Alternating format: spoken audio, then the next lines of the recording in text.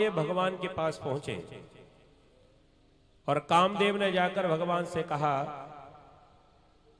प्रभु मैंने संसार में सबको हरा दिया, लेकिन कभी ऐसा अवसर नहीं मिला जो आपके साथ में दो दो हाथ हो जाए। कभी आपसे भी युद्ध लड़ने का अवसर मिले।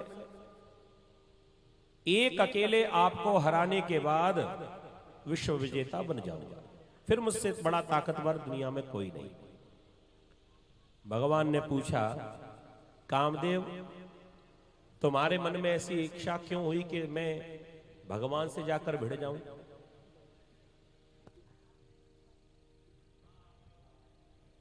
कामदेव कहने लगा, महाराज मेरी इच्छा इसलिए है कि सबको हरा दिया, केवल आप रह गए हो, और मैं विश्व विजेता तो तभी बनूंगा जब आपको भी हरा दूंगा, और मुझे विश्वास है कि मैं आपको भी हरा सकता हूं। भगवान तुरंत समझ गए कि ये कामदेव का अभिमान बोल रहा है, ये कामदेव का अभिमान ही है।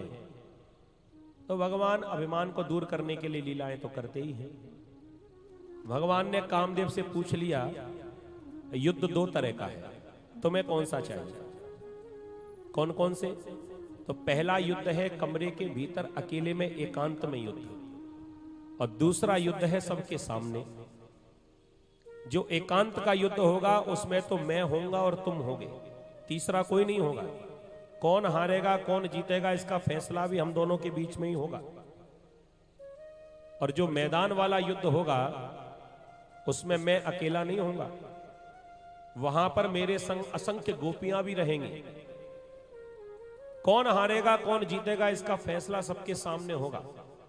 अब बताओ तुम्हें कौन सा युद्ध चाहिए?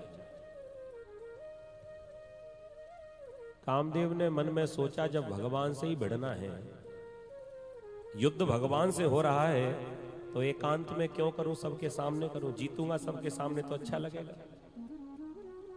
इसने इच्छा करी, प्रकट कर दी भगवान से कि मैं तो मैदान में लड़ूंगा, सबके सामने युद्ध करूंगा।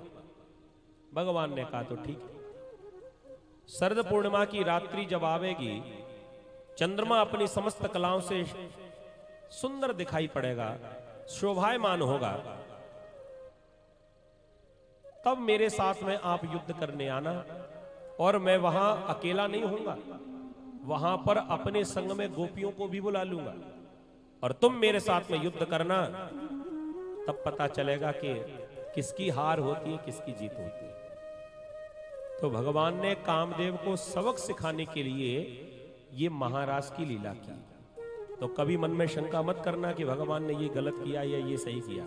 ये फैसला करने वाले दुनिया वाले हो ही नहीं सकते। गलत तो हम लोग करते हैं, भगवान कभी गलत काम नहीं करते।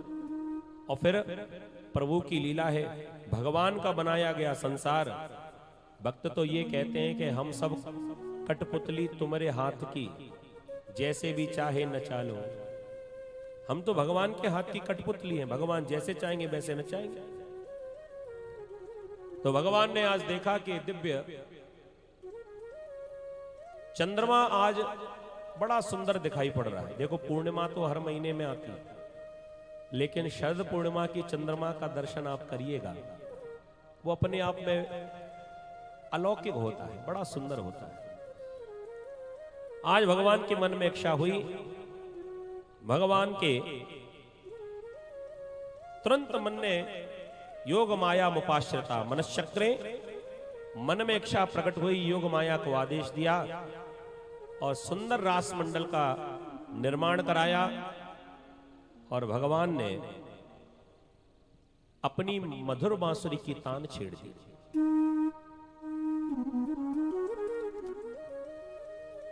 ऐसी मधुर मधुर बांसुरी बजाई। बेटा धीरे धीरे ये प्रसाद इस बर्तन में डाल दो, ये खाली कर दो। आधे लोग तो दिखाई नहीं पड़ रहे ना, बैठ जाओ वहीं पर ही। अच्छा आप कर दो, चलो वहीं नीचे भी रख सकते हैं। हाँ बैठ के करो, बैठ के करो आराम से। आधा प्रसाद नीचे रखो, टेबल खाली करो। बोलिए भक्तवत्सल भगवान की। ध्यान दें, भगवान ने अपनी बांसुरी को निकाला और क्या सुंदर बांसुरी भगवान ने बजाई। कहते हैं सुखदेव जी महाराज, निसम्य गीतम तधनं गवर्धन ब्रजश्रियः कृष्ण गृहीत मानसः आजगुरन्योन्यमलक्षितोद्यम स यत्र कान्तो जबलोलकुण्डल। निसम्य गीतम तदनंग वर्धनम। भगवान ने काम को बढ़ाने वाली बांसुरी बजाई और ऐसी बांसुरी बजी, ऐसी बांसुरी बजी, सब गोपियां दौड़ी दौड़ी कन्हैया के पास आ रही। ये भगवान की बांसुरी का बड़ा कमाल है जी। भगवान की बांसुरी को सुनकर सारी गोपियां दौड़ी दौड़ी चली आ रही। कुछ ऐसी भी गोपियां थीं जो अपने घर से बाहर नहीं जा पा रही हैं। देखो, हर घर की व्यवस्था एक जैसी तो होती नहीं है। हमने पहले भी कई बार बताया है, किसी किसी घर में तो सास इतनी खतरनाक कि बेचारी बहू की सांस ही बंद हो जाए।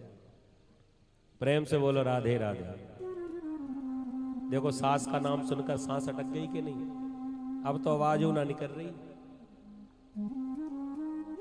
किसी किसी घर में, हर घर में नहीं।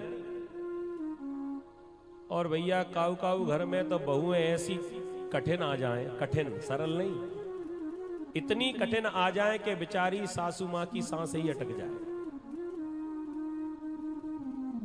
अब किसके घर में किसकी सांस अटकी है ये तो भगवान जानता है।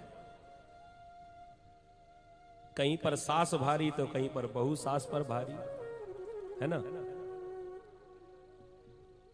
समस्या तो हो सकती। तो जिनके घर में सास का अनुशासन चलता था,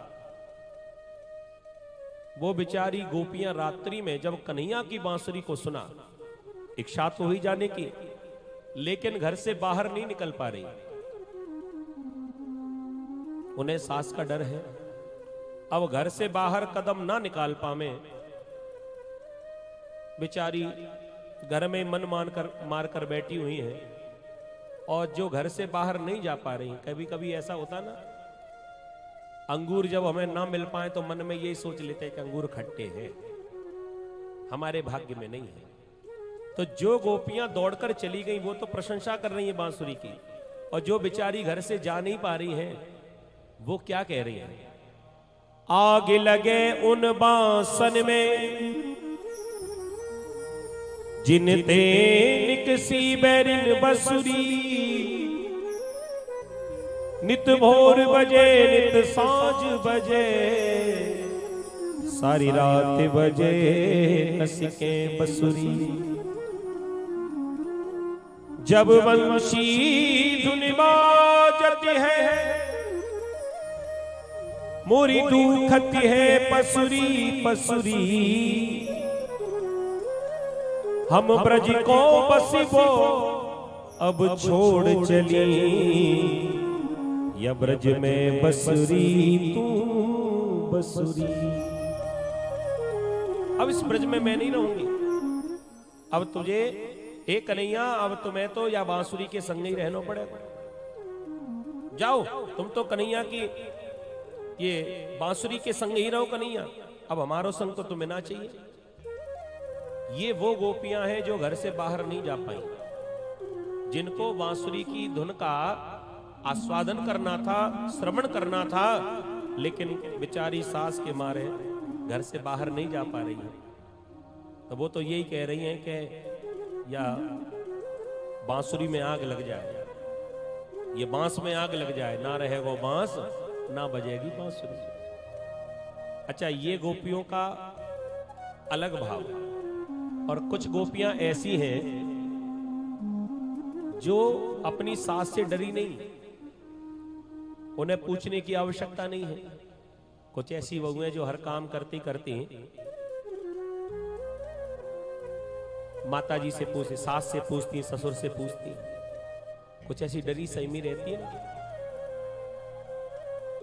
जो हर बात सास से पूछ पूछ कर करती हैं।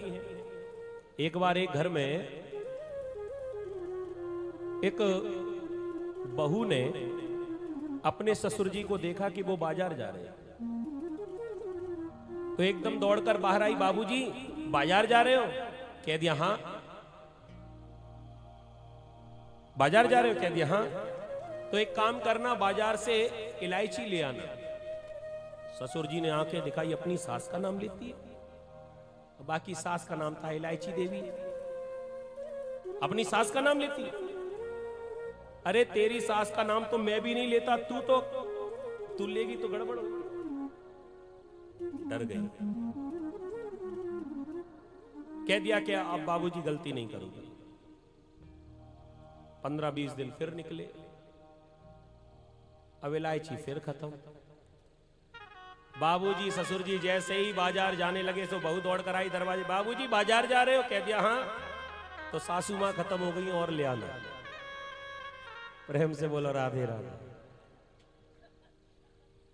तो कभी कभी घबराहट में ऐसा भी काम हो जाता है। तो जो बेचारी सास से घबरा रही थी वो तो यही कहेंगी कि बांस में आग लग जाए, ना रहेगा बांस, ना बजेगी बांसुरी। और जो सास से घबराई नहीं, वो दौड़कर कन्हैया के पास पहुंची। उनका भाव सुनिए। अब वो क्या कह रही है? वो कह रही है कि कन्हैया श्याम कन्हाई बाबा नंद की दुहाई, नेक बैसी तो बजाओ जैसे बादल बजाई। कैसी बांसुरी बजाई थी, याद कराने लगी। याद करो वो दिन। गौवन ने नीर छोड़ो, बछुरन ने चीर छोड़ो, ब्रज की ब्रजबाला सब काम छोड़ धाई।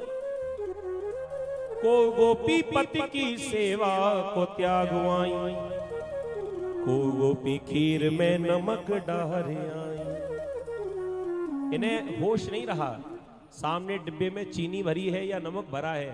वो तो बांसुरी सुनती जा रही है और कुछ का कुछ उल्टा सुल्टा काम करती जा रही है। खीर बना रही थी, खीर में नमक डाल दिया। अब ये हालत तो है गोपियों की, लेकिन जब यही बांसुरी जब राधा रानी ने सुनी तो राधा रानी को भी होश नहीं रहा। वो गोपियों ने क्या गलती की? को गोपी पति की सेवा को त्यागवाई, को गोपी खीर में नमक डार आई। और राधा रानी के संग क्या हुआ?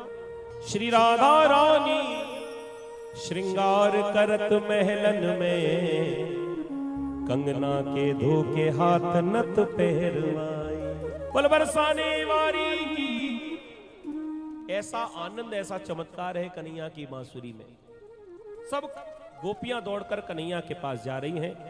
अब भगवान की बांसुरी कैसी बजी, आइए एक भजन के माध्यम से हम लोग श्रवण करते हैं, उसके बाद आगे कथा सुनेंगे। वो गोपियां गा रही हैं कि हे कन्हैया, ये आपकी बांसुरी हमको सोने नहीं देती रात में। हमें लगता है कि भगवान की ये कथा आप लोग सुन रहे हो, दिन में कथा सुन रहे हो, हमें लगता है कि रात में भी आपको नींद नहीं आती होगी। रात में भी कानों में यही सुखदेव जी कहते हैं, सुखदेव जी कहते हैं, वो कहते ही जा रहे हैं, है ना?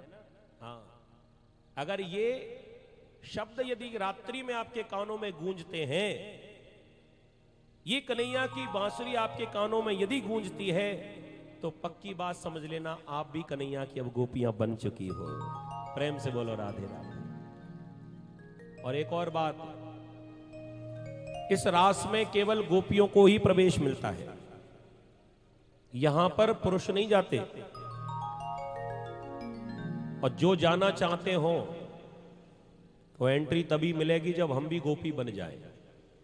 आप तो बनी ही चुकी हो, लेकिन हमारे भाई लोग भी अपना मन छोटा ना करें। आपको भी यहां पर बुलाया जाएगा, लेकिन गोपी बन जाओगे तब। आप कहोगे अगर ऐसे चले जाएं तो भगा दिए जाओगे। अरे जब भोलेनाथ को घुसने नहीं दिया, एक यही ऐसी लीला है जहां पर भोलेनाथ भी जब गए तो नहीं जा पाए।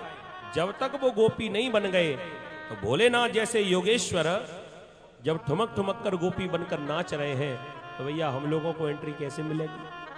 और गोपी बनने का मतलब ये नहीं कि साड़ी पहनकर आ जाओ, लहंगा फरिया पहनने की आवश्यकता नहीं है।